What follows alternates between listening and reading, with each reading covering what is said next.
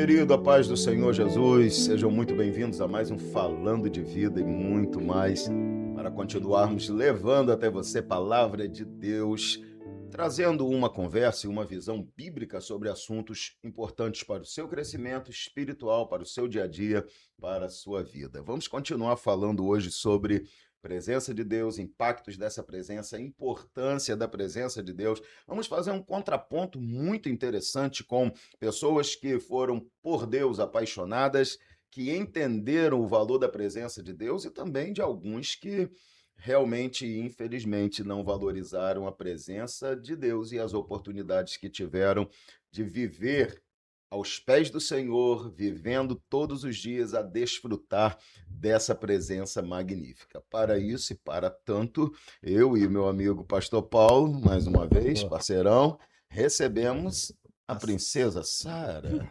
Sarinha. Como está, querida? Amorzinho, princesa? Tá bem? Tudo bem, graças a Deus. Um prazer estar aqui mais uma vez para falar desse assunto baseado nesse livro que eu amo tanto. Meu Deus, tá sendo Para quem muito não bom. sabe, estamos usando como nossa base o livro Caçadores de Deus, do pastor Tommy Tenney. Tommy Tenney. Eu acho tão legalzinho esse Tommy Tenney, né? Tommy Tenney. Tá pedindo para Tenney tomar alguma coisa? Tá inventando um making off. Você é terrível. Você é terrível. Dito isso, gente, daqui a pouco, com certeza, eu não tenho dúvidas que nós estamos só começando aqui, mas que muitos making-off serão gerados a partir da nossa conversa hoje, tá bom? E no final você tem um making-off aí. Mas, começando a falar seriamente desse assunto, eu também quero pedir a vocês que orem pelos nossos apoiadores, pela nossa igreja aí de Pregai. Continue orando, vem estar conosco em nossos cultos, acompanhe o podcast.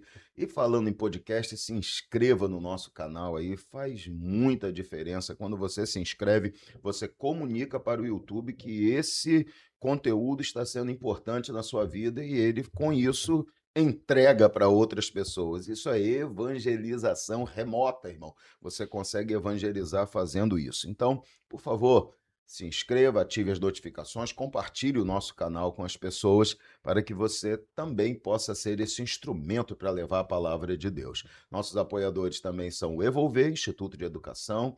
Daqui a pouco você pode ouvir a Sara falando inglês aqui, porque ela faz inglês no Evolver. Já é quase uma participante bilíngue aqui do nosso podcast, tá bom? Então, você tem no Evolver inglês de verdade, do Speak, você tem cursos profissionalizantes, graduação, pós-graduação, informática.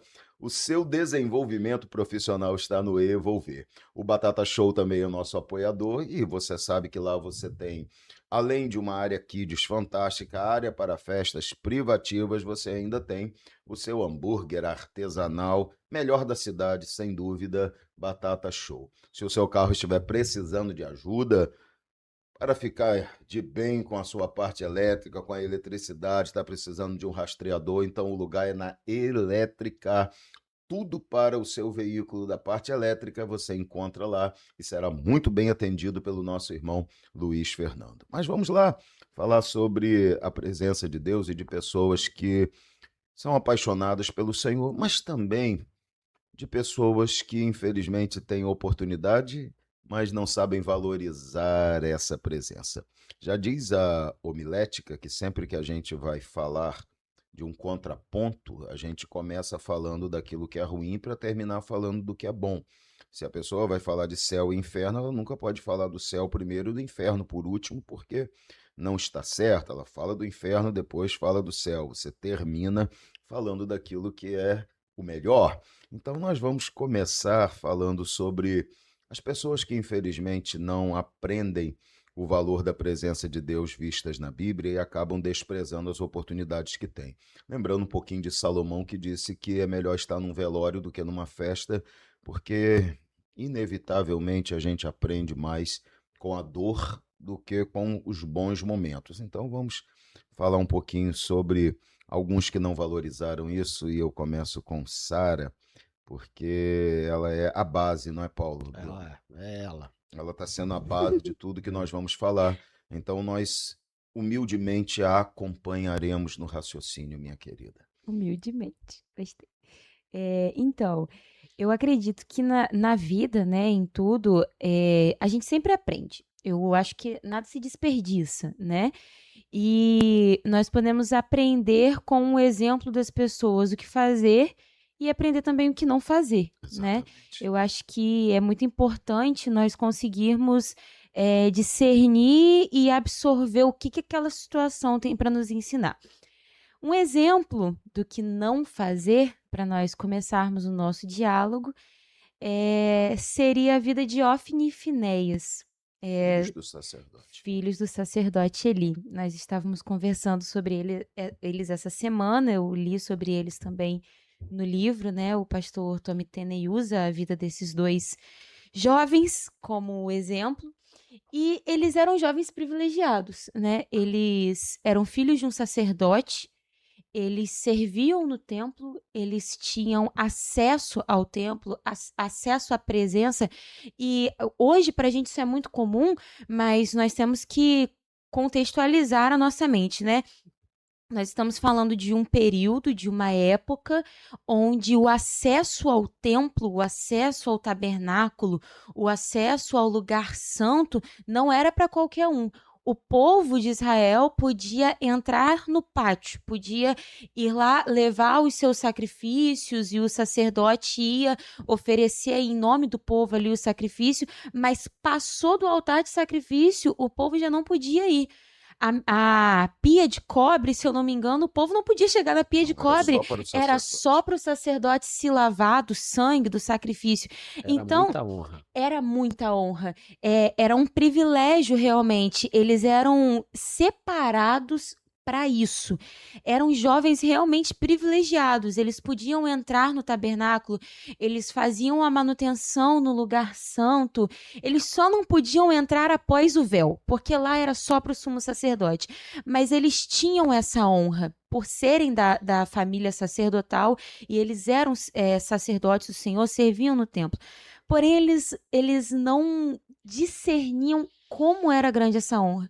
A palavra do Senhor vai dizer que esses jovens, eles pecavam no templo, eles levavam mulheres para dentro do santuário e eles se prostituíam ali com elas. Eles roubavam do sacrifício que o povo levava para o Senhor. Olha que audácia, que falta de temor esses jovens tinham.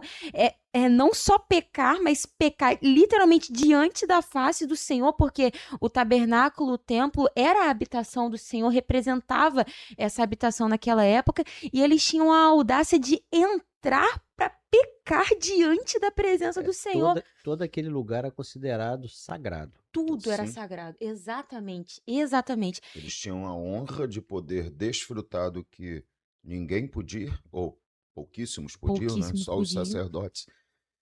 E não valorizaram isso. Eu fico pensando na vida de Ofni e Finéias e eu fico imaginando que entregar o sacerdócio a eles foi como entregar pérola aos porcos. Sim. Porque eles não sabiam valorizar o valor daquilo, eles não entendiam. E trazendo isso para o nosso tempo, quantos ministros, quantas pessoas nós temos dentro da casa do Senhor que não sabem valorizar a presença do Senhor, que não conseguem entender a honra que é estar na presença do Senhor. Li ou ouvi uma vez uma frase que dizia assim, nunca trate como comum algo que é santo.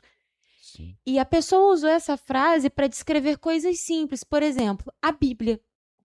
Existem muitos tipos de Bíblia, né? Nós temos Bíblias em várias traduções, várias apresentações, capas. Só que na minha frente eu estou vendo 4 tipos diferentes de Bíblia na estante do nosso estúdio.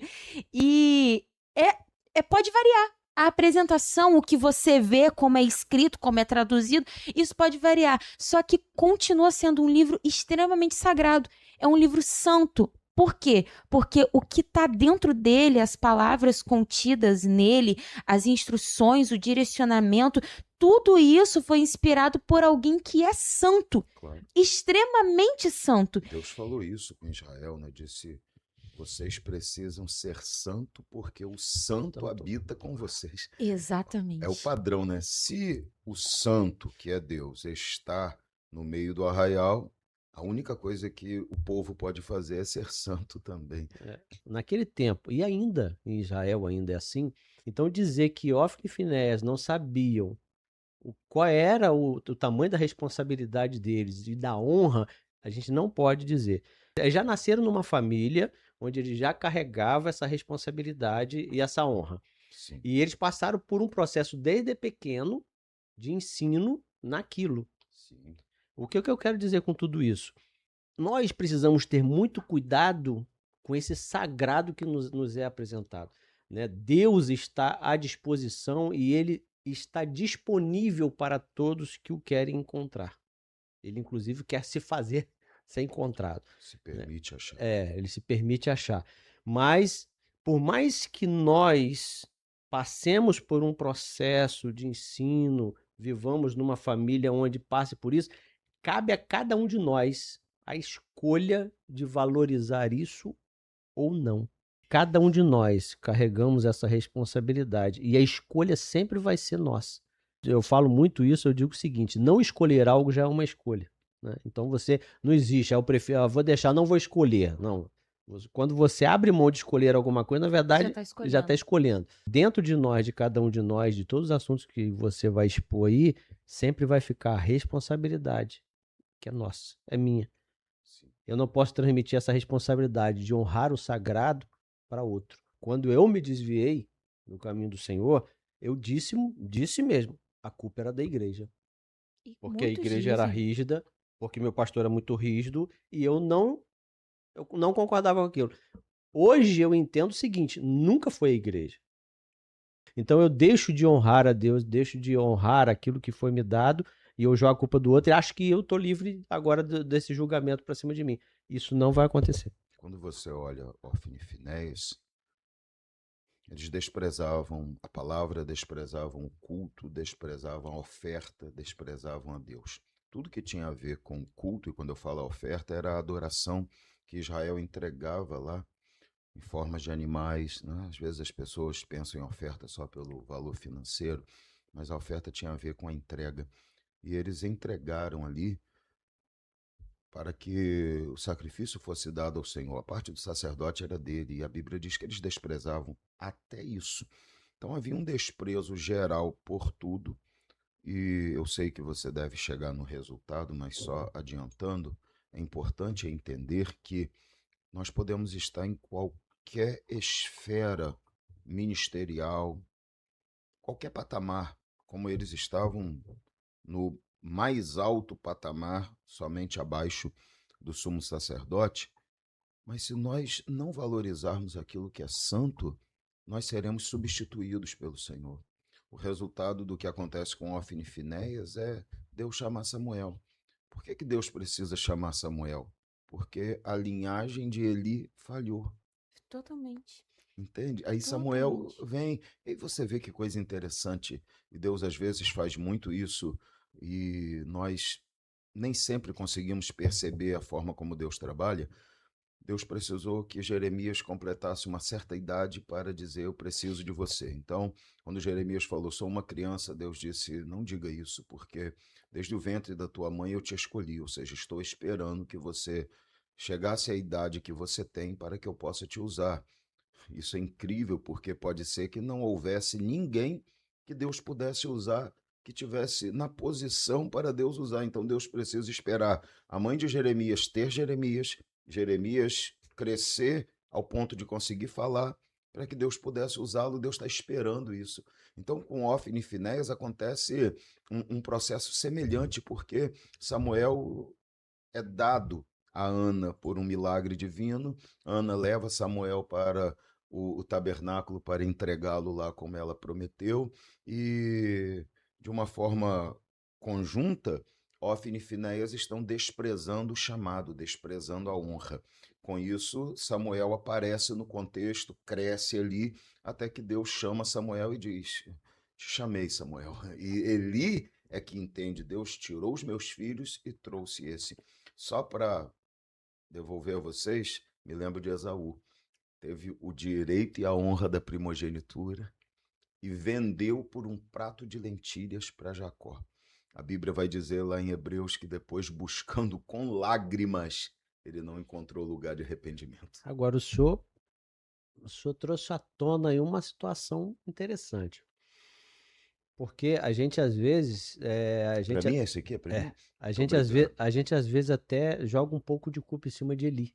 Pela forma como ele tratava os seus filhos, por falta de orientação ou de É uma correção. responsabilidade, né? Jogar uma responsabilidade vamos dizer A assim, única culpa dele é saber o que os filhos faziam sem repreender. Só isso que a Bíblia diz que era a culpa dele. Então, justamente. Mas o interessante é que Samuel está nesse meio, né? Samuel, como você diz, nesse meio, em que situação? Foi educado por Eli, Por Eli, cresceu dentro exato. do mesmo Então, tabernáculo. Aquela questão. Nem todo erro dos filhos é culpa do pai. Ou de quem não é. Chega um momento da vida dos filhos em que eles tomam as decisões de fazer aquilo que eles querem fazer e os pais já não têm mais controle. Então, por isso que, qual é o erro de Eli? É porque ele, como sumo sacerdote, ele deveria tirar os ter filhos agido. dele. Ele diria dizer, vocês não podem mais exercer o sacerdócio. E assim fazendo, ele não teria nenhum tipo de culpa. A culpa dele é saber que os filhos Ficou em erravam silêncio. e permitir que eles continuassem usando a posição que tinham para continuar fazendo a mesma coisa. Acabou passando, o famoso passando a mão na cabeça, né? Mas onde eu quero chegar é o seguinte: aí Samuel está neste mesmo ambiente, com o mesmo Eli, só que ele se torna uma pessoa muito diferente. Totalmente O que eu quero chegar é o seguinte: isso isenta a gente de culpar o meio. Isso, Paulo, perfeito. muito bom. Muito bom. Entendeu? Isso é verdade. Isenta a Muito gente bom. culpar o meio. As pessoas costumam dizer, é porque eu estava naquele ambiente. Sim, É cresci porque... naquele ambiente, vivi naquele ambiente e não tinha o que fazer. Sempre temos o que fazer. E outro exemplo, né, que a gente pode até usar também para replicar a mesma coisa é o nosso amigo lá em Babilônia, Daniel. Sim. Né? Os três, os quatro, na Os verdade, quatro, ali. é. Então, quer dizer, o ambiente me isenta de eu usar isso como desculpa e dizer assim, foi porque eu estava naquele ambiente. Não, você se tornar uma pessoa que honra ao Senhor... Ou que desonra. Isso depende de você. Você pode Isso. estar no melhor É aí que eu quero A chegar. responsabilidade é toda sua. É isso aí. Não culpe o ambiente. É. Há É muito você. tempo eu já ouvi uma frase e ela permanece real todos os dias. Deus não abençoa lugares, Deus abençoa pessoas. E essa é uma verdade. Lugar, ele pode e sempre vai exercer algum tipo de influência, mas é você quem decide que influência você vai aceitar, qual você vai rejeitar. Salomão diz assim, filho meu, ainda que os pecadores com palavras doces tentem te conduzir ao erro, diga não. Não aceite. Então a gente tem essa questão da influência. Isso tudo que a gente está falando não se aplica apenas, como nós comentamos, né? O senhor comentou no começo, não se aplica apenas a pessoas que têm cargos na igreja. Nós precisamos entender que a partir do momento que nós aceitamos Jesus, não importa se você foi chamado para trabalhar nos bastidores, se você foi chamado para apenas estar ali presente na igreja, no sentido de você não tem nenhuma outra função, você não faz parte do Ministério de Louvor, você não faz parte do departamento de jovens, você não prega na igreja, você está ali, você cultua, você serve com a sua vida, com a sua presença. Nós precisamos entender que o santo precisa ser tratado com santidade. O santo não pode se tornar profano por causa da forma que nós o tratamos. Eu me recordo de quando Davi decide resgatar a Arca da Aliança de volta. E ele tenta fazer, na primeira vez, da forma que ele achava mais digna de transportar a arca. Ele não tinha consultado os manuscritos antigos de como... Ninguém se atentou a falar assim, como que tem que ser transportada a arca.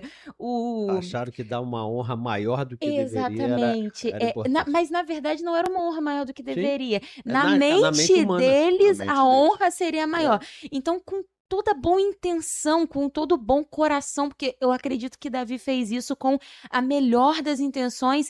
Ele pega uma carroça nova, ele pega bois com vigor e coloca a arca naquela carroça, coloca pessoas para tomar conta ali em volta da arca e transportar até Jerusalém aquele símbolo da presença de Deus. Ele queria levar a presença de Deus para casa. Era como se a presença de Deus estivesse fora de casa há muitos anos. Fora do lugar. E ele queria E levar a estava fora presença do de Deus. Ele queria levar a presença de Deus para casa. Só que ele fez da forma errada. E o que aconteceu? Os bois passaram por alguma pedra, a carroça deu uma agarrada, a arca ia cair no chão. Uzá e Aiô foram lá para segurar a arca, para a presença de Deus, o símbolo da presença, não cair no chão. E o que aconteceu? Deus fere eles com morte. Por quê?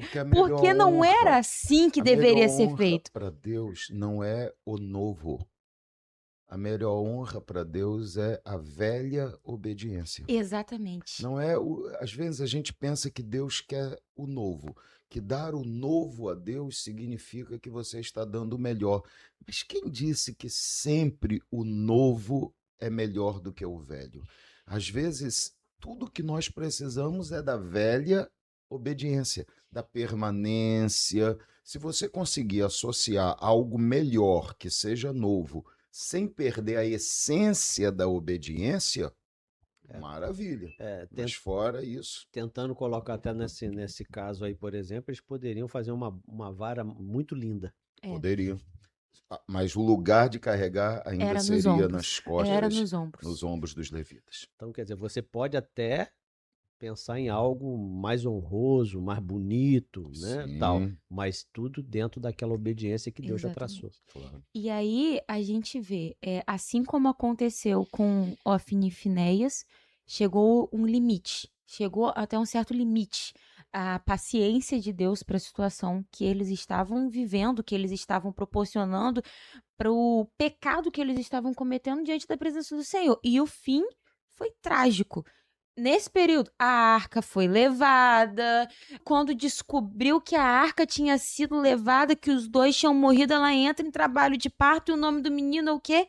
E acabou. A glória foi embora de Israel. À medida que você se sente confortável em pecar, que você se sente confortável em desprezar, em desonrar aquilo que Deus te deu como uma honra incrível, que era o sacerdócio, você começa a ficar cada vez mais abusado.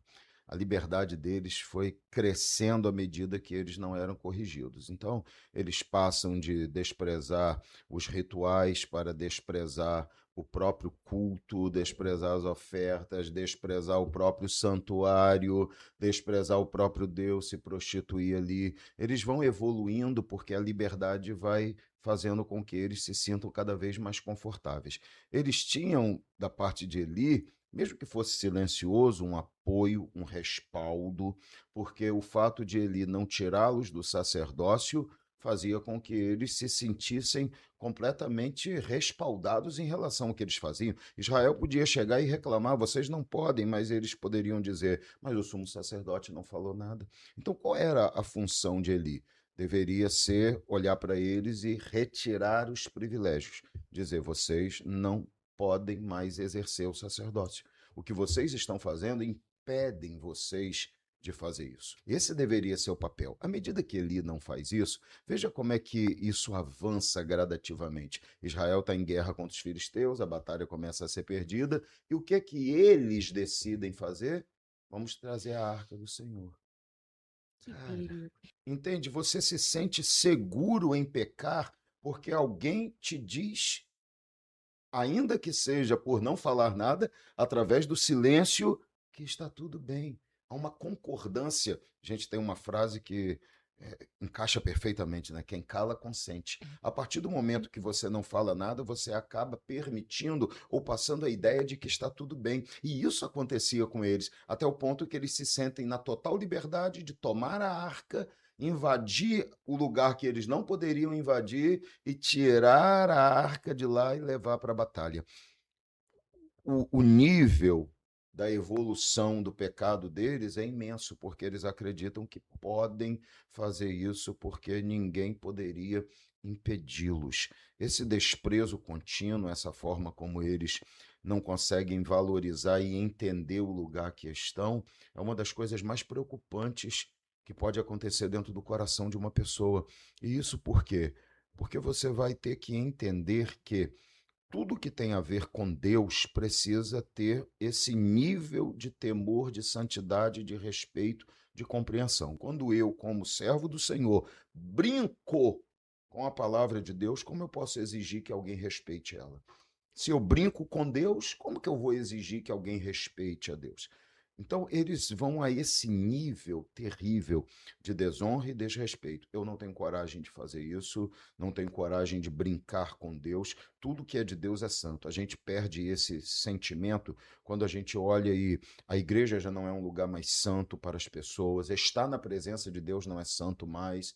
Antigamente, eu me lembro que se a gente fosse para um monte orar, as pessoas no pé do monte confessavam pecados porque elas não tinham coragem de subir sem fazer isso. Já vi pessoas ajoelhando em calçada da igreja para pedir perdão de pecados antes de entrar no templo, de tanto temor do Senhor.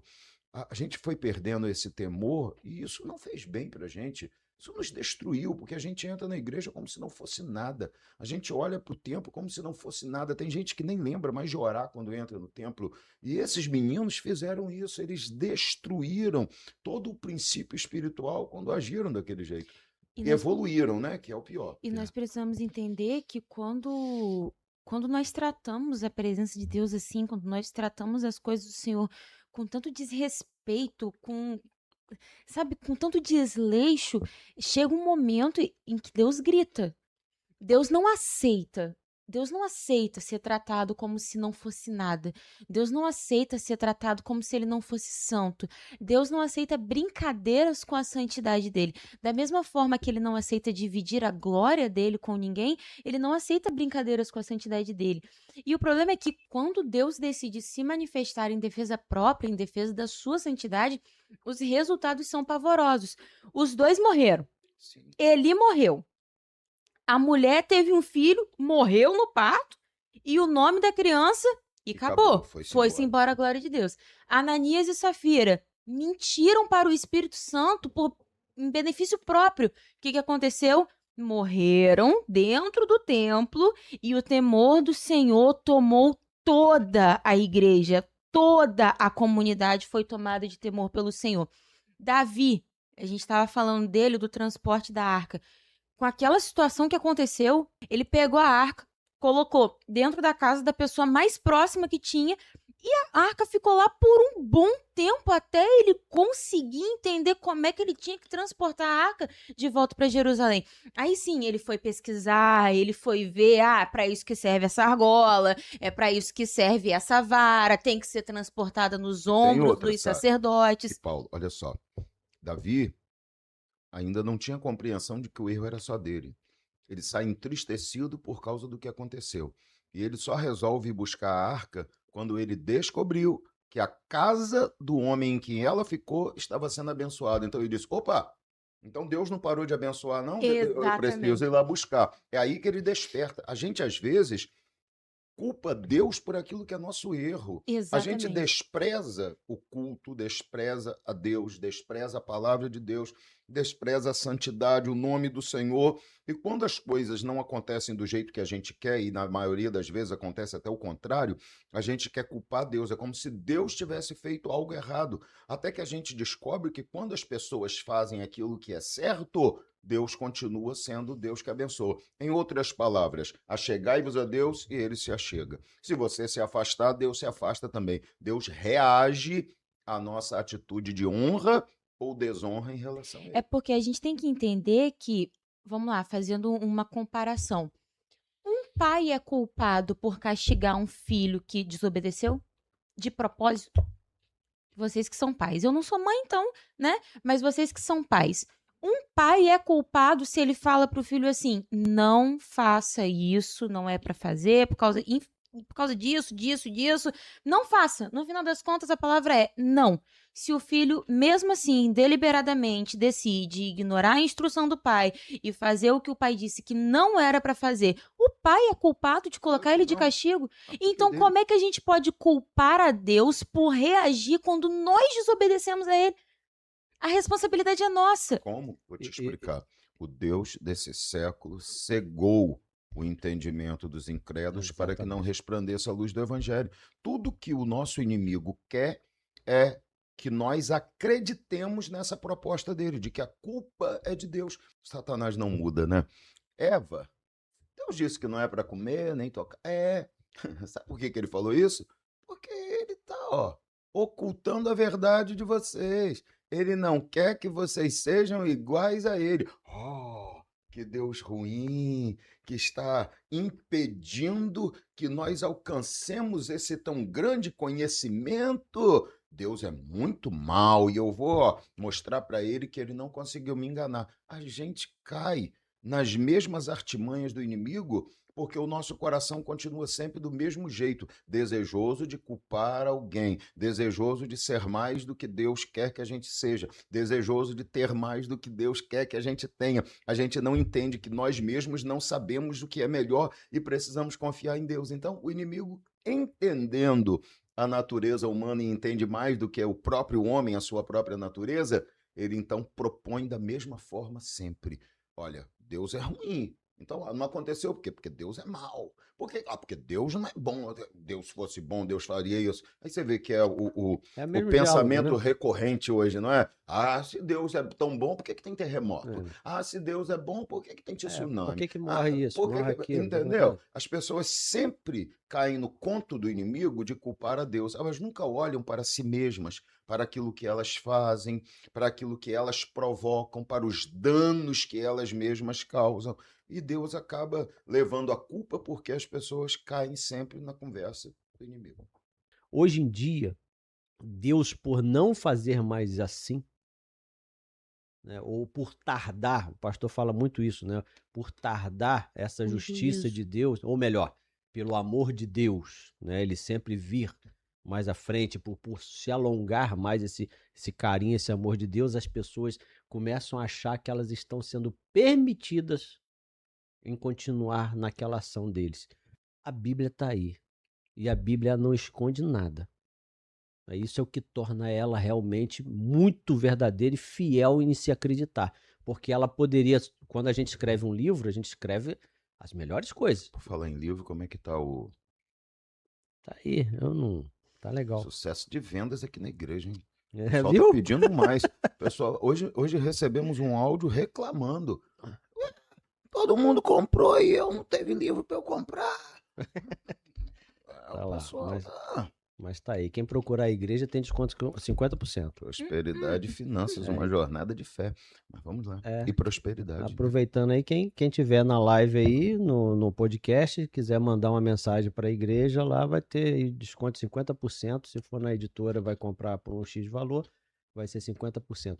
Mas por conta disso não acontecer, e hoje em dia parece que as pessoas continuam assim, pastor. Eu fico na igreja fazendo as coisas que desonram o Senhor, o que eu não deveria estar fazendo, nem de forma nenhuma.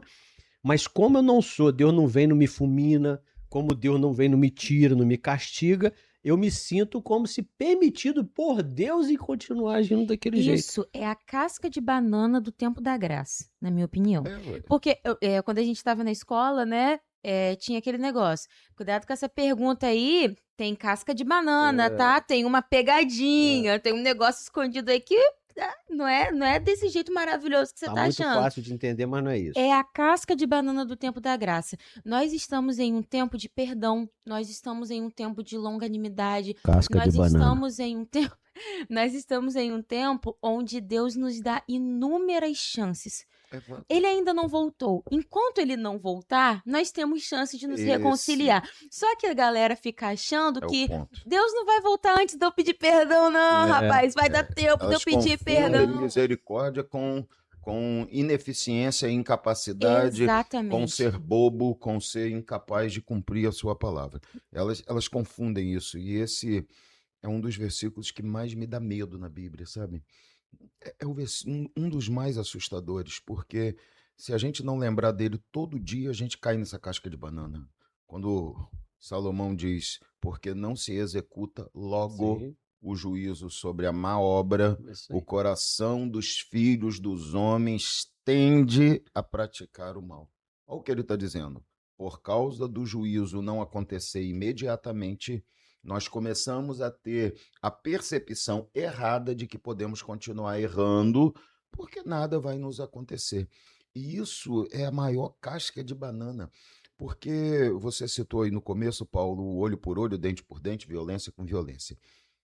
O tempo da graça é diferente. O tempo da graça, tudo que você pode imaginar de verdadeira recompensa ou verdadeiro juízo está reservado para a eternidade. Não tem esse Exatamente. julgamento Não é imediato agora. para agora. Você pode até ser cobrado hoje, pode até ser abençoado hoje, mas o verdadeiro juízo e a verdadeira recompensa estão reservados para a eternidade. São as chances ilimitadas que Deus dá. Exatamente. Nós vivemos nesse tempo e isso ilude as pessoas. Elas acreditam que. Vou tentar ser prático aqui. Imagina a pessoa que comete um pecado, que ela sabe que é um pecado que a desqualifica. Vou usar o exemplo do nosso querido Davi, que a gente falou dele hoje também. Davi, quando pecou com Batseba, e ele sofreu todas as consequências do seu pecado, o Salmo 51 relata que ele diz assim: lava-me, purifica-me, lava-me para que me torne novamente alvo como a neve. E ele fala uma das coisas mais sérias para um líder, para um ministro, para um servo de Deus. Ele diz: faça isso, Senhor, para que eu possa voltar Nossa. a falar do teu nome.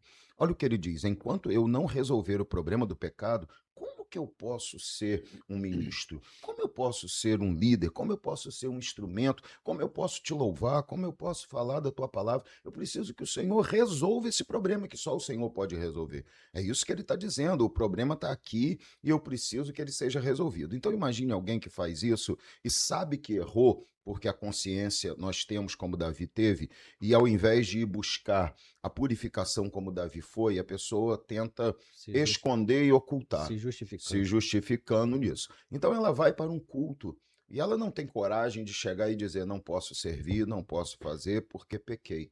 Ela não quer que ninguém descubra, ela quer esconder. A Bíblia diz assim, palavras também de Davi: enquanto ocultei o meu pecado, os meus ossos se quebraram dentro de mim. Então ela vai provocando os seus próprios problemas interiores à medida que ela vai escondendo o pecado. E aí a Bíblia diz: confessei-te o meu pecado e então fui perdoado. Quando a pessoa age assim, ela vem no nosso tempo com a seguinte expectativa: se Deus, olha o que a pessoa pensa, se Deus realmente considera que isso é um problema, Deus vai falar comigo. Ela jogou para Deus a responsabilidade de resolver um problema que ela sabe. Só que já está ali. Não, já está ali. Que ela deveria resolver. Já está ali, o problema já aconteceu. Então vem a pessoa e programa tudo. Uma vez uma pessoa falou para mim assim: eu cometi um pecado, mas eu fiquei pedindo a Deus, se o Senhor não quer que eu faça, evita que isso aconteça. Olha só, você se programa, compra passagem, prepara o hotel, marca com a pessoa que você quer que vá lá, e você diz assim: Deus, se o Senhor não quer, fura o pneu da condução. Entende? Vou usar um exemplo que aconteceu comigo uma vez. Eu estava indo para o Rio de Janeiro para uma reunião. Aí, como eu consegui chegar no Rio mais cedo, eu falei: pô, vou na casa de papai e mamãe, vou lá rápido, mesmo que seja rapidinho, vou falar com eles um pouquinho e depois eu desço. E fiz isso. Eles moram lá na Baixada. Quando eu peguei a linha vermelha, assim que eu entrei na linha vermelha, tinha uma blitz. Aí o cara me parou, o policial me parou, me encostou lá, pegou meu documento e ficou demorando. Aí eu tô vendo que tá batendo a hora da reunião que eu tinha, aí eu virei para ele e falei assim: pô, senhor, por favor, pode decidir o que vai me fazer? Que eu tenho um compromisso. Ele: não, tem algumas coisas aí que a gente precisa ver. Eu falei assim: ó, então vamos fazer o seguinte, se tem algo errado, o senhor já decide. Porque aí, se o carro tem alguma coisa errada, o senhor solicita o reboque vai levar o carro logo, mas pelo menos eu vou saber o que eu vou fazer da minha vida. Agora o senhor não pode ficar me segurando aqui. Vamos decidir. Agora, eu sou o primeiro. Se tem alguma coisa errada no veículo que eu não estou Percebendo, Não sabendo. estou sabendo. Mas se tem, eu gostaria que o senhor já dissesse.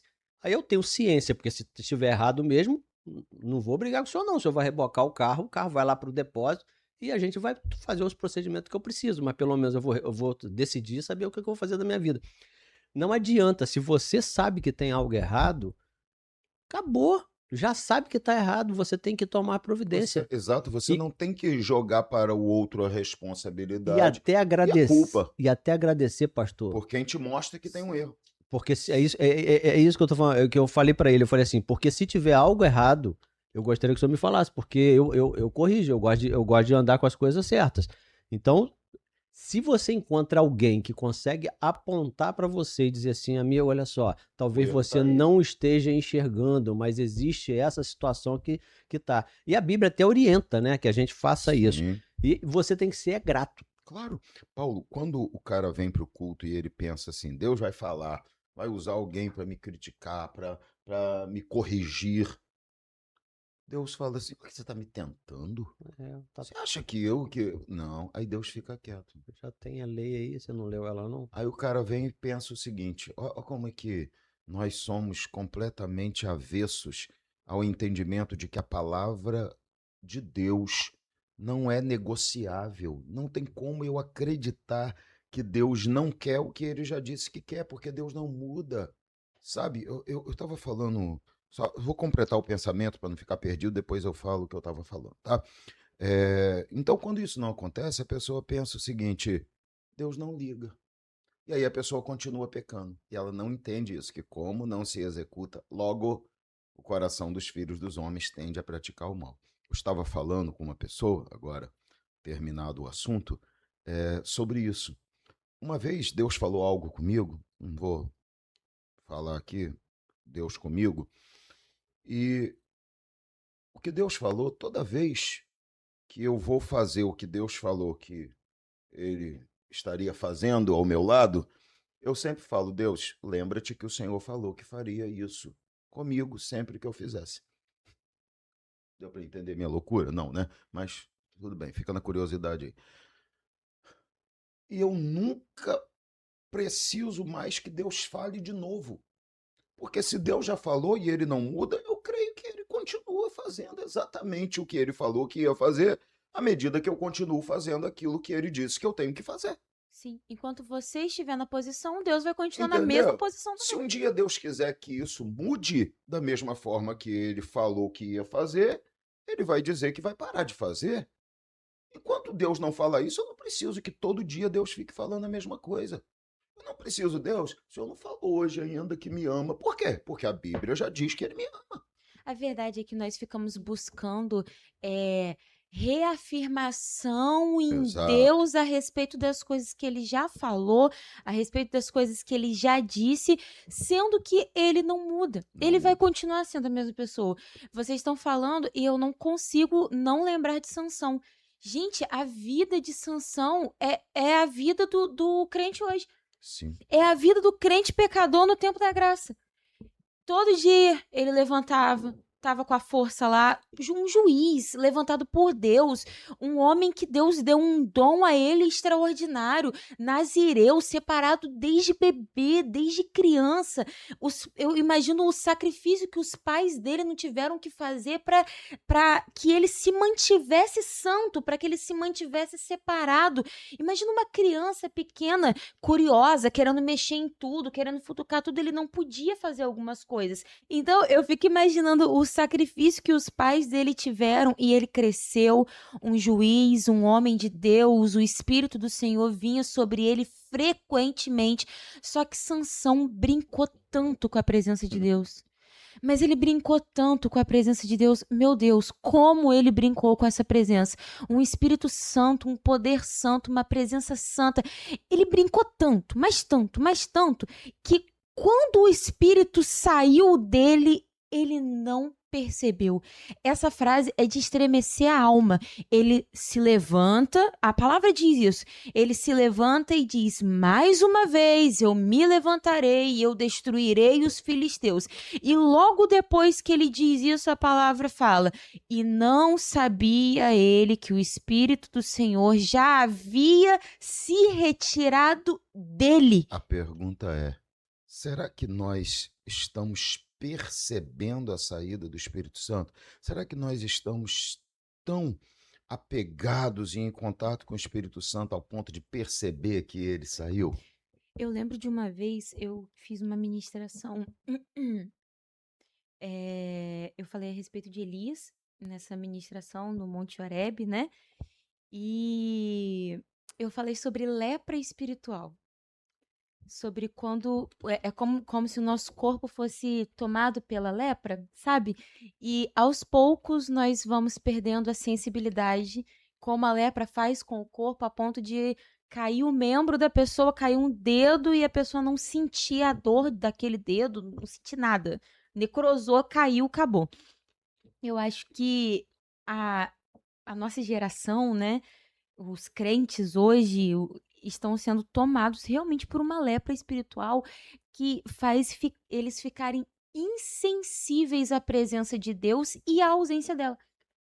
Eles não conseguem sentir Deus se ele vier como uma brisa suave. Eles E só nem conseguem percebem. entender que Deus está presente se ele tremer tudo. Aí eles, realmente, Deus está Mas aqui. eles não sabem que Deus está presente porque eles sentiram. Eles sabem que Deus está Porque eles presente viram. porque viram tudo Eles tremer. viram sinais. Então, A afirmação da presença de Deus para eles é através dos sinais. Porque eles não ó, sentem Deus mais a estava aqui presença. hoje, hein?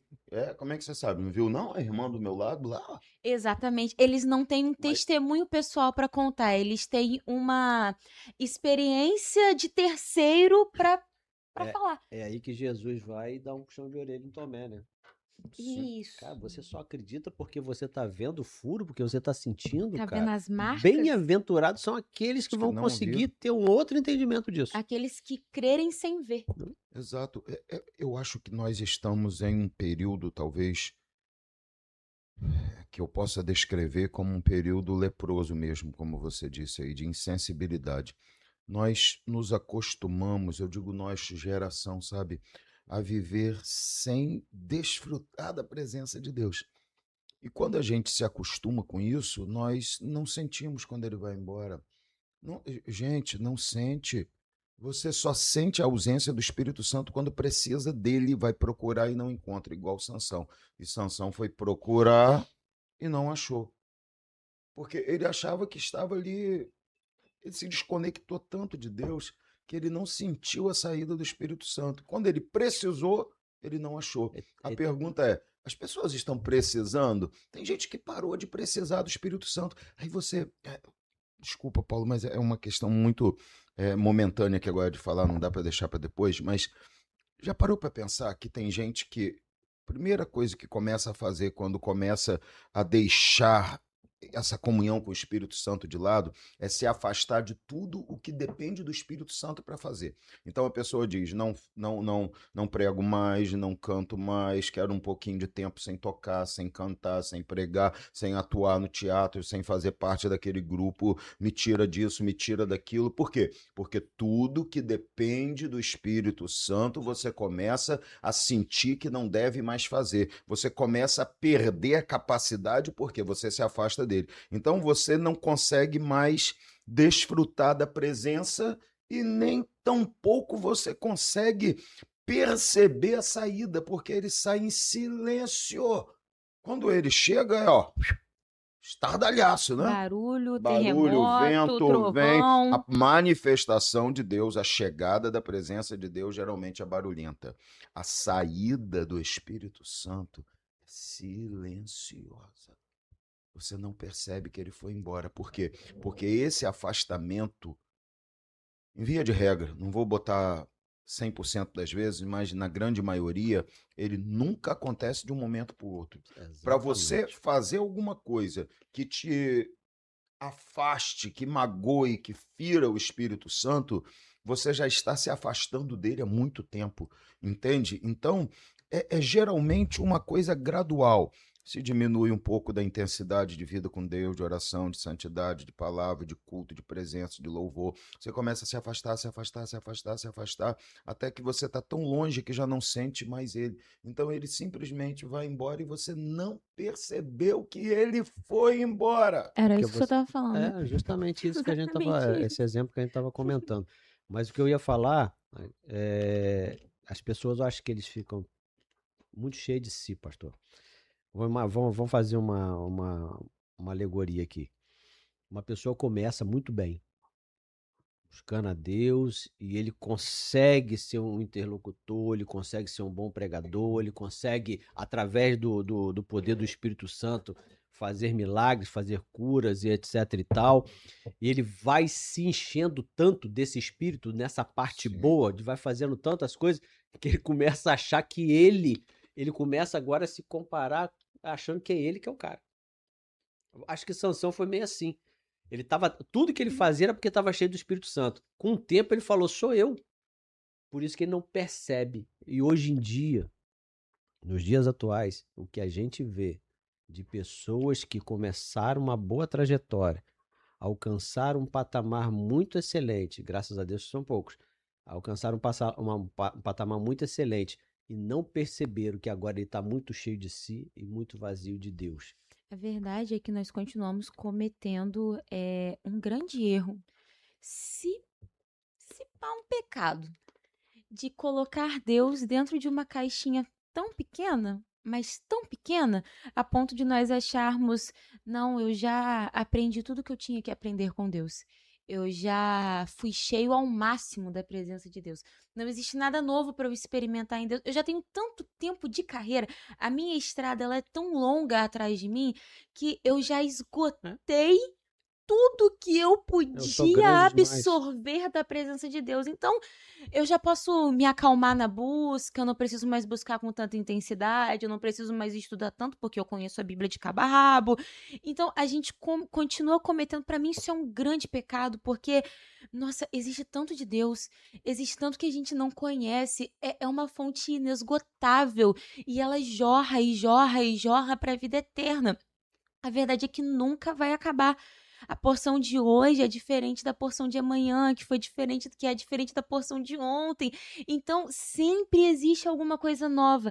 O que muda é a nossa disposição em buscar, é a nossa sede em buscar, é a importância que nós damos a Deus, é o quão cheios de Deus nós estamos e o quão cheios de nós mesmos nós nos tornamos, a ponto de não ter mais espaço para Deus. Porque se existe uma medida, né? Todo recipiente tem uma medida. Se você quer colocar mais do que a capacidade daquele recipiente, você precisa trocar o recipiente, né? Ou vai perder o Ou que está você vai sendo. perder. Então, todo recipiente tem uma medida. Se você tem um jarro para colocar. Eis aí alguém que aprendeu a dividir. Tá vendo? Oferta agradável. Se você tem um jarro de 1 litro para colocar água, por exemplo, e você enche ele com 200 ml de suco, só vai sobrar quanto para você colocar de água? 800 ml, certo? E o Fechamos 1 E litro. o suco vai ficar ralo. E o suco vai ficar ralo, ainda vai ficar ruim, a propósito. E a água já vai perder toda a função dela de limpar e purificar o seu corpo, porque vai estar suja com o suco. Então, existe uma medida. Se nós nos enchermos de nós mesmos, vai sobrar menos espaço para Deus nos encher. Isso é matemático, é perfeito. Eu amo matemática porque é exato. Na verdade, onde tem eu, Deus não entra. Deus quer saber quando você se esvazia de você, onde ele vai habitar. Toda vez que nós que queremos realmente nos aproximar mais de Deus ou nos encher de Deus, a gente precisa esvaziar de nós. Claro. Interessante que a história existe, né, para a gente aprender com ela e não cometer os erros do passado. Então, quando a gente consegue fazer isso, a história cumpriu o seu papel. Quando a gente não consegue, a gente vai ter que reaprender. E a gente vê, pelas narrativas bíblicas, a gente viu um povo que crescia com Deus, depois se enchia muito de si mesmo, e a decadência, né? A gente fica numa gangorra Uma grande gangorra a vida de Israel. de Israel, e a nossa. A Bíblia narra que volta e meia Deus levantava alguém para consertar aquilo que o povo começou a bagunçar. Os juízes, né? Começou a tirar, sair do projeto que Deus tinha. Deus levantava alguém, né, que se encaixava dentro do projeto e fazia restaurar tudo de novo. A gente vê que a Bíblia narra muito isso na história dela toda. Perfeito.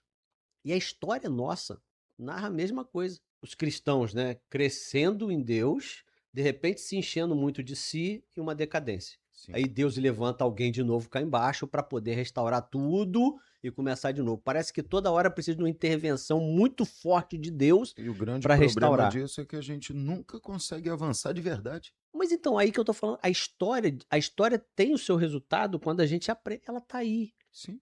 A década de 90, rapaz, eu vou te dizer Nós que éramos muito perseguidos, mas muito cheios. A prova Hoje nós disso, somos admirados, nós temos pessoas de influência desse mundo, que são os chamados artistas, e algumas dessas grandes celebridades não estão na igreja para se submeter a ela, alguns estão na igreja para fazer da igreja um palco, um patamar ou qualquer outra coisa.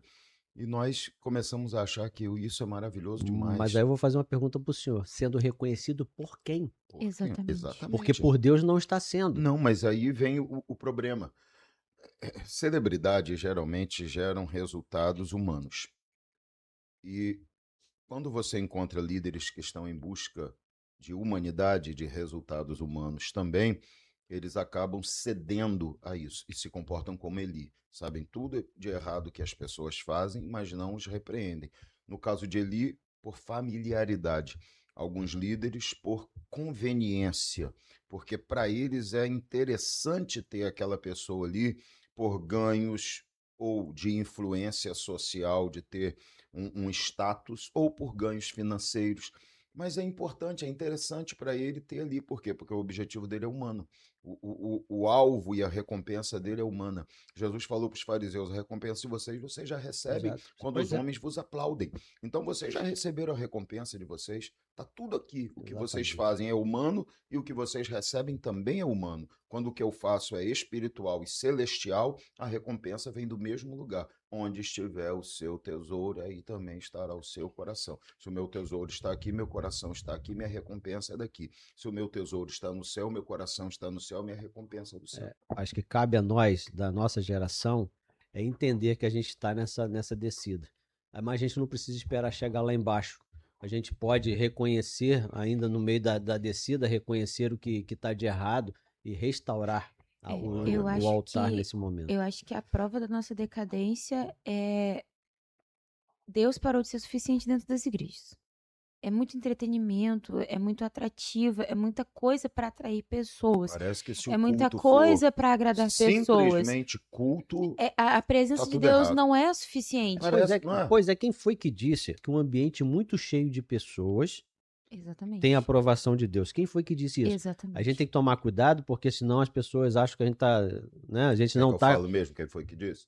Foi o mesmo que disse, é por isso que você deveria comer, porque Deus não quer. Porque, gente, a confusão que o diabo cria com isso é enorme. Todo pastor quer uma igreja cheia, mas poucos pastores estão preocupados em que essa igreja cheia seja cheia de pessoas transformadas e realmente caminhando para o céu. Alguns estão preocupados com igrejas cheias de pessoas que só estão preocupados com essa terra e que fazem tudo por esta terra, inclusive fazem tudo pela igreja aqui na terra, mas nada pelo Senhor da igreja que está na glória.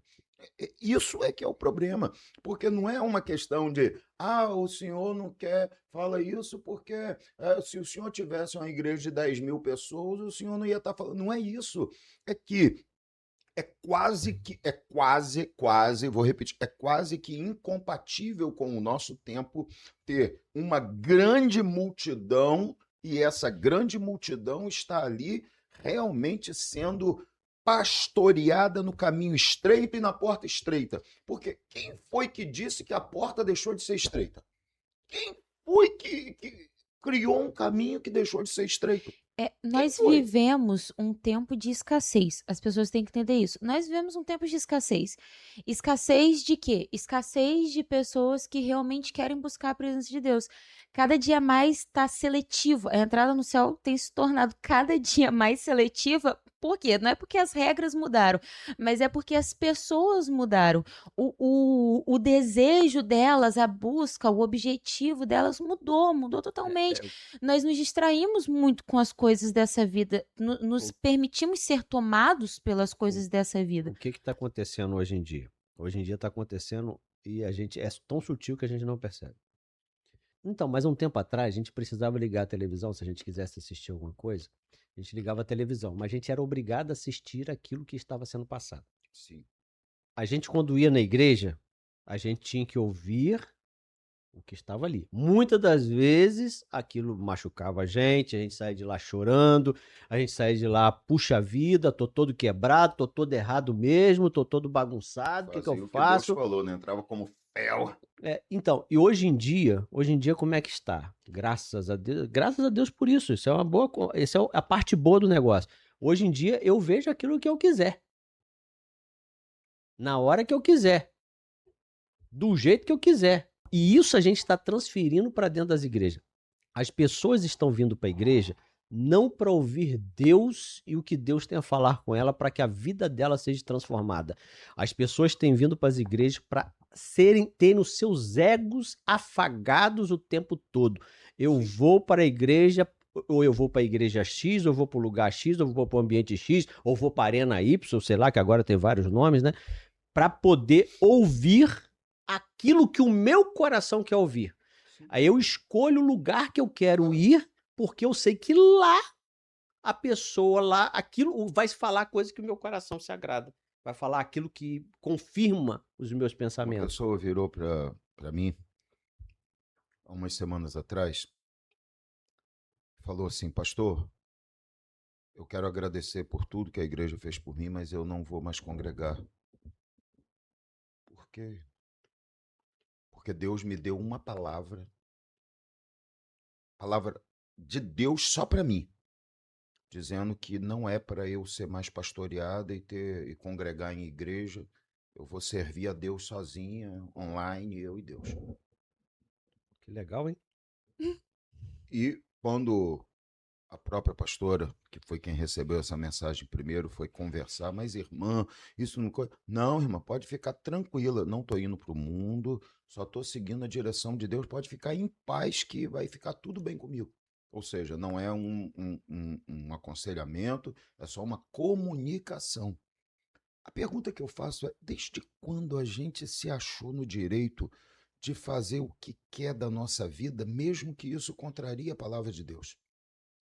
Desde quando nós começamos a acreditar que essa liberdade que você falou aí, que temos e que é ótima, de podermos escolher o que vamos ver e aí podermos realmente selecionar bem para que sejamos alimentados, se tornou oportunidade para nós rasgarmos a palavra de Deus e dizermos: vou criar o meu próprio caminho? Desde quando que nós começamos a acreditar que esse é o caminho que vai me levar para a glória? Quando eu olho para a sua casa, ou você olha para a minha, ou nós olhamos para a de Sara, nós vamos ver diferenças entre as nossas casas. Da forma como administramos, da forma como arrumamos, da forma como fazemos, o jeito de vivermos dentro do nosso lar. E eu não tenho o direito de querer entrar na sua casa e mudar as suas regras. E nem na casa de Sara e nem vice-versa na minha casa. Como que eu posso acreditar que eu quero entrar na casa de Deus e eu não tenho que me submeter àquilo que Deus quer? Eu tenho o direito de dizer: tua palavra diz assim, mas eu acho que tem que ser assim, ainda vou usar o teu nome para poder calar a boca de todo mundo e ninguém poder me aconselhar, e vou dizer que foi o Senhor que falou, estou usando o teu nome, que a Bíblia diz que não é para eu fazer isso erradamente. Ai do profeta que diz: o Senhor falou quando Deus não falou. E como que Deus pode falar se a palavra dele diz o contrário? Deus nunca vai falar isso. Deus não contraria a sua palavra. Ele vela pela sua palavra para cumprir. Então, desde quando nós acreditamos que nós vamos entrar no céu mesmo deliberadamente desobedecendo a palavra de Deus. A gente tem a chance de conhecer Jesus, a gente tem a chance de se envolver com o céu por causa do sacrifício, não foi nada por nós. Quem morreu foi Cristo, quem se sacrificou foi ele, o plano foi do Pai, ele disse: vim, não por vontade própria, mas o Pai me enviou. Tudo não dependeu da gente, foi um plano do céu. O Cordeiro que foi morto antes da fundação do mundo, o céu planejou a salvação. O céu executou a salvação.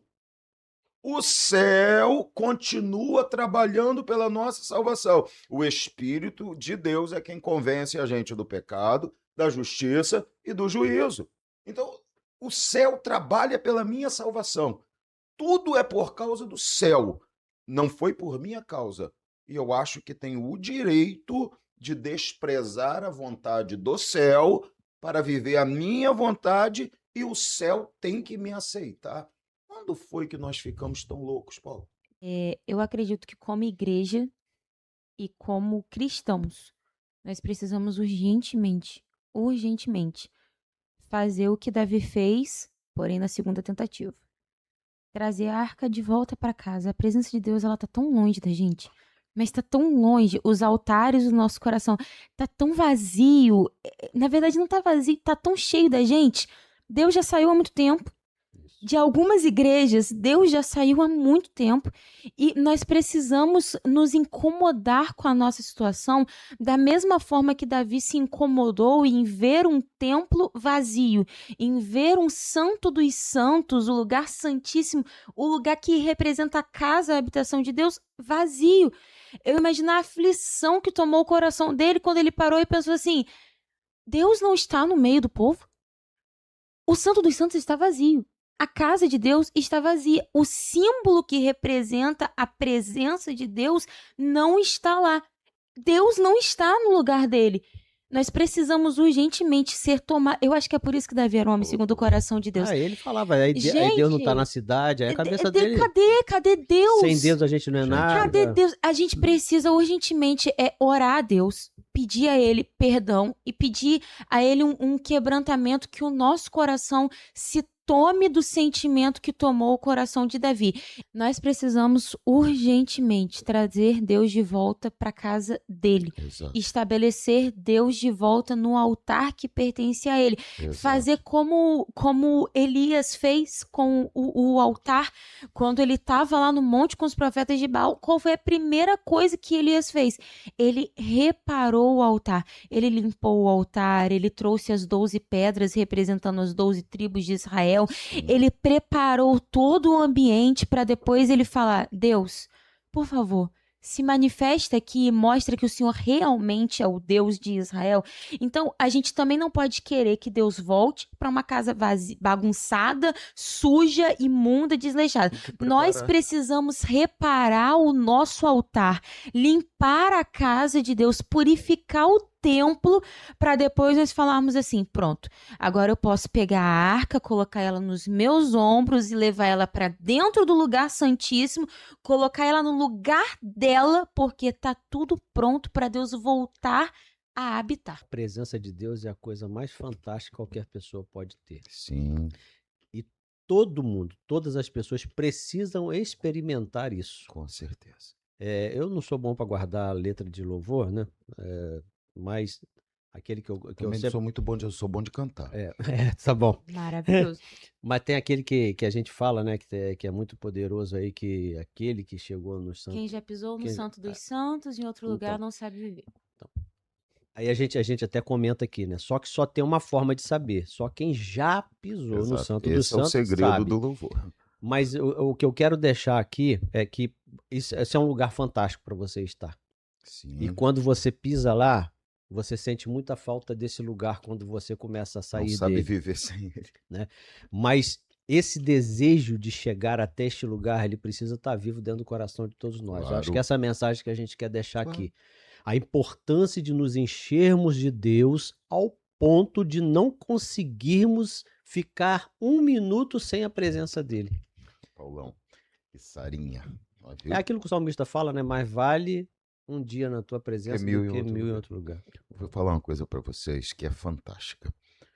Uma coisa que a Sara falou ali, nós temos que zerar. Temos que... É tudo o que Davi fez. Davi, quando percebeu que o caminho que ele estava trilhando estava errado, E a, não his- deu resultado. e a história dele mostra que isso pode acontecer com qualquer um de nós, Qualquer um. né? E que você pode fazer o mesmo caminho que ele percorreu. Às vezes a gente é teimoso, pô. Usar, meteu a mão, morreu. Ah, era ele que estava em pecado. Vamos continuar. Entende? A gente não observa que quando uma coisa está dando errado é porque nós temos que reavaliar. Os sinais, né? Jeremias fala assim, ó, palavras do Senhor através de Jeremias. Parem, observem os vossos caminhos, veja até onde eles vos levaram. Olha que lição fantástica. Quando você percebe que as coisas não estão boas, e aí as avaliações do que a gente está falando é presença de Deus. Você percebe, estou cheio de Deus, sinto Deus, Deus está comigo como estava antes. Avaliações. Não está bem? Pare, observe o seu caminho. Veja até onde o que você está fazendo te levou. E quando é necessário, melhore os seus caminhos e as suas obras. É isso que Jeremias profetiza a Israel no capítulo 7. Davi fez isso. Deu errado. Opa, Deus não gostou de quê? Não sei. Será que Deus não queria? Não sei. Estou com medo de Deus, estou preocupado com Deus, Deus que não queria, por que Deus se irritou comigo? Mas uma coisa eu tenho que fazer, não vou continuar. Eu vou parar agora, vou ver o que é que eu tenho que fazer. Para o processo aqui, não vou deixar a arca no meio do caminho. Fica nessa casa aqui, toma conta aí. Colocou ela no lugar. Eu vou voltar para casa. Vou zerar tudo, vou fazer um novo plano, vou reavaliar, vou tentar de novo. Vou buscar entender o que pode ter acontecido. E vamos novamente tentar. Entende isso? O que motivou ele a falar, vamos lá, foi porque a casa estava sendo abençoada. Então ele falou, opa, então vamos lá, como é que a gente faz? Deus está ali. Entendeu? Porque até na cabeça de Davi, talvez o entendimento, será que Deus não quer que traga para cá? Conjecturando, né? Até que de repente ele fala, opa, como é que traz? Ah, é assim, então vamos trazer. E agora ele traz. E traz cantando, para de tempo em tempo, faz sacrifício, oferta ao Senhor, adora. Ó, sabe o Ele que é muda isso? totalmente Ele o fala assim, ó, tratar. não dá para caminhar todo dia e durante muito tempo com a santidade que a gente saiu dali agora. Não. A gente está carregando algo muito santo, mas é tão santo, mas é tão importante que se acontecer alguma coisa de errado, morre. Então, peraí, andamos 10 minutos, supondo eu que vamos parar e sacrificar. Andamos mais 10? E sacrificava justamente mostrando para Deus, né? Olha só. Estamos santificando todo mundo de novo aqui. Eu não sei o que alguém pode ter feito aí. Entre os 10 minutos, vai que um louco desse pensou. Vai que alguém pensou. É igual Jó. Vai que meu filho fez alguma coisa em pensamento. Deus me livre, vou sacrificar. Mas era justamente esse o pensamento dele. Foi conjunto, que eu ia falar exatamente de Jó. E é exatamente isso. Você para e pensa, eu não sei o que podem ter feito, mas eu consegui entender que o que eu estou levando para lá é maior do que eu imaginava. Isso aqui representa alguém muito maior, uma revelação incrível que ele teve com aquela dor e aquele problema, é que aquilo era maior do que ele imaginava. Não dava para ele fazer do jeito dele, era do jeito de Deus. Então vamos fazer do jeito de Deus? Então ele entra na cidade cantando, alegre, feliz, venci, consegui trazer. Olha só, olha o valor, olha a representatividade, olha o quanto ele valoriza quem Deus é. E vamos entender uma observação. Eu falei que eu não ia falar mais, não consigo. É uma observação, vamos entender. O jeito de Davi não era pecado. Não. Só não era a forma que Deus gostaria que fosse feito. Então, cuidado com os seus caminhos, porque o que você está fazendo pode não ser pecado, Sara, mas pode não ser o que Deus quer também. Se você tiver a 10 metros de um espelho, você consegue enxergar a sua forma. Mas se você chegar bem perto do espelho, você enxerga as suas imperfeições. Você percebe os problemas, você vai ver um cravo, uma espinha. Quanto mais você aumenta com a proximidade, isso acontece com as lentes de zoom e tal, mais você percebe as imperfeições das situações. Quando você fala de o Davi, o que acontece com ele é que o caminho que ele traçou primeiro não era errado, mas ele está tão perto, mas está tão perto, mas ele está tão perto de Deus que qualquer erro é fatal. Quanto mais intimidade a gente tem, mais exigência de obediência existe. Quanto mais perto de Deus eu chego, eu desfruto mais, eu tenho mais glória, eu tenho mais presença. Gente, ó, tem gente que até hoje vive clamando por uma resposta e às vezes nunca nem recebeu. Aí você tem um Moisés falando, Senhor Deus, oi Moisés. Intimidade gera isso, mas também gera em você cuidados que nem todo mundo está disposto a Grandes ter. poderes, grandes responsabilidades. Grandes responsabilidades. Nem todo mundo tem condição ou desejo de entregar para Deus uma vida de santidade exigida por Deus para receber o que Deus tem para dar. Entende? Eu preciso entender isso, que o nível da minha intimidade traz também um nível maior de responsabilidade. Quanto mais eu me esgoto de mim mesmo, mais eu tenho espaço para Deus. Exatamente. Então, nós começamos com Ófine e Finéias, que desprezaram a presença, desprezaram a honra, desprezaram o altar, desprezaram a chamada de Deus, desprezaram conhecer a Deus. Gente, a Bíblia diz que todos nós, todo servo de Deus, todo cristão é um sacerdote real. Então, eles representam aquilo que nós hoje vivemos só ao aceitar a Jesus como Senhor e Salvador, nós assumimos A um papel responsabilidade é a mesma. deles. Então, eles desprezaram tudo da mesma forma que o mais novo crente, que aceitou Jesus agora, tem a responsabilidade de ter, que é valorização de Deus, honrar o sacrifício, a salvação que o Senhor deu a ele. Falamos de Sansão, que brincou com essa presença tão gloriosa, e acho que a gente não podia fechar melhor do que falar de Davi, que é realmente um dos maiores exemplos de alguém que entende o valor da presença do Senhor, que não pode viver sem ela, que quer ser purificado para voltar a falar do Senhor, que diz, devolve-me a alegria da tua salvação que eu perdi, não retire de mim o teu espírito. Enquanto Sansão percebe, depois que saiu Davi, quando percebe que pecou, ele começa a falar, não retire de mim o teu espírito. Não posso viver sem o Senhor. Uma pessoa que sabe entender repreensão, que quando cometeu o pecado, ele mesmo reconheceu. Pequei contra o Senhor. Né? Então a gente precisa também saber reconhecer, né? E aceitar uma repreensão quando vem até a gente, porque é para o nosso bem. Eu não tenho palavras para falar o quanto que essa série aí tem sido abençoadora para a minha vida, e eu não tenho dúvida de que para aqueles que abrem o coração está sendo abençoadora também, porque é impossível ficar imutável diante da revelação da palavra, da verdade de Deus. Acredito que não tem como se considerar alguém imune à realidade do que nós estamos falando aqui. A verdade, ela precisa cumprir o papel dela. A Bíblia diz, nada podemos contra a verdade, senão pela verdade. Fechado? É isso aí. Mais um. Tá bom, ficamos por aqui hoje então, gente. Eu espero que você tenha sido muito abençoado. Eu vou falar de novo. Se inscreva, curta, comente, compartilhe. Participe conosco, nos ajuda a continuar levando a palavra. Nosso podcast é diferente mesmo, irmão. O nosso objetivo é que você tenha a palavra de Deus sendo conversada aqui de uma forma bem leve, descontraída, mas com muita responsabilidade, tá bom? Que Deus abençoe muito vocês. Vocês vão ter make-offzinho aí, tá? Pouca coisa hoje, mas vai ter alguma coisa aí. Hoje o pessoal aqui vigiou A bastante. gente estava Concentrado.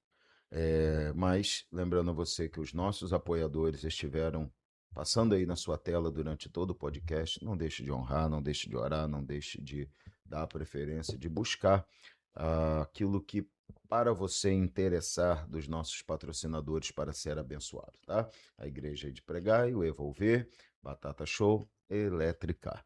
Também lembrar você que ainda não adquiriu o livro do Pastor Paulo, adquira, por favor. Vou deixar para vocês aí o link do perfil do Pastor Paulo. Entre lá, fale com ele, adquira o livro que, assim como tem nos abençoado, vai ser bênção para a sua vida também. Eu só não vou dizer que a gente vai fazer podcast aqui com o livro, porque a gente já fez e o podcast inspirou o livro, né, Paulo? Isso, exatamente. Aqui foi o efeito contrário, né? Mas você será muito abençoado, tá bom? Fiquem com Deus, fiquem na paz. Despedidas de vocês aí, gente. Amém, irmãos. Deus abençoe vocês. Até a próxima semana. Amém, meus queridos, que vocês possam desejar muito ter essa experiência de ter Deus realmente muito perto de vocês. Amém, queridos? Fiquem na paz. Até semana que vem com mais um episódio inédito do Falando de Vida e muito mais. Grande abraço. Deus abençoe.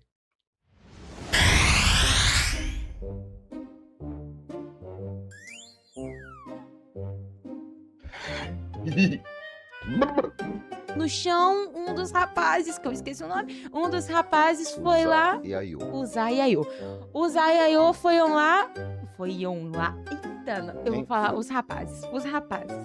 Fala de novo. Uzá e Aiô foram lá. Eu tô esperta, eu tô muito esperta. Tá? Não. Então não vai ter make-off. Por que você tá esperando? Não, eu não tô esperta, vai. Eu não tô esperta, não. Tô te dando combustível, vai. Tô igual o Eli com o Afinifiné, só botando fogo na fogueira. Toma assim.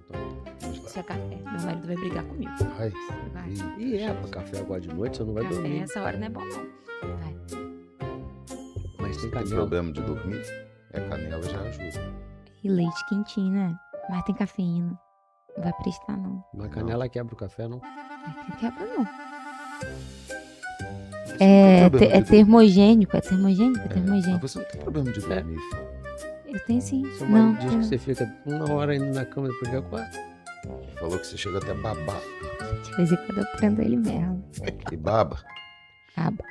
Ele diz que eu fico tremendo. Que dá 2 minutos. Ele fala assim: eu não acredito que você falava que não conseguia dormir antes da gente casar, não. Você encosta em mim 2 minutos, você tá. Já tá dormindo. Você tá. Você tá. Os rapazes morreram. Eita, nossa, esqueci. Temorosos é o quê? Os resultados são temorosos. O que é temoroso? Não, o bom de português é que você pode criar a palavra também. Pode criar. Isso é uma junção de temerosos com pavorosos. Aí ficou temorosos. Eu tô tentando lembrar o nome, eu esqueci o nome. De quem, gente? Aqueles dois abençoados lá que mentiram sobre a venda do campo, que Deus matou eles lá, o marido e a esposa, da igreja primitiva. Tá vazio aí por quê, filho? Porque o meu pai me roubou. Olha. É cara. Obrigada. Mas você não citou que você roubou o meu antes de começar. Eu peguei 2. Exatamente 2. Que horas foi? Antes de começar. Exatamente quanto mais. Ah! Aí, ó, o amendoim roubado. Amendoim roubado. Eu ia falar que o senhor agora tem que tomar cuidado quando come, que tem umas casquinhas que agarram no errado. Eu fui falar.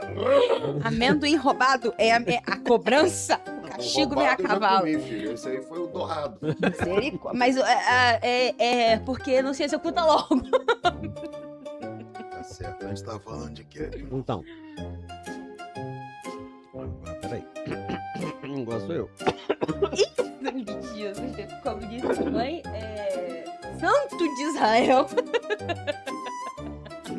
Santo de Israel. Misericórdia. E a mãozinha de coxinha. Vai. Ô, Sara tá comendo amendoim. Sara comendo amendoim e Paulo também. Não tem despedidas não, gente. Sempre no final o making off vem. Quando a gente menos imagina o make vem. Segurando. Não, calma aí, eu vou dar tempo pra você terminar, minha filha. Fica tranquilo. Vai que você cospe amendoim aí. Não. Vou te apresentar de novo, tá? Ó.